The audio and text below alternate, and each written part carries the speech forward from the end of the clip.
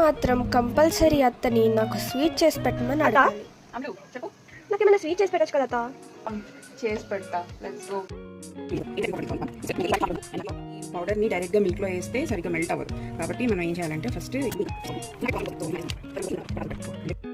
వేసేసుకోవచ్చు. So first ఈ బౌల్లోకి జాగ్రీ వేసుకుందాం.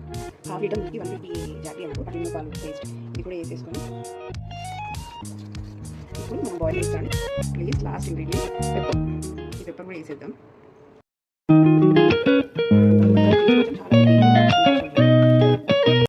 ఈ ఇంగ్రీడియంట్ అంతా వేసుకున్న బౌల్ కంటే కొంచెం పెద్ద బౌల్ తీసుకొని వాటర్ పోసుకొని మనం దీన్ని స్టీమ్ చేసుకోవాలి. స్టీమ్ పై ఇలా వెయిట్ పెట్టుకున్నాం కదా, ఒక 10-20 మినిట్స్ జున్న అయిపోయింది.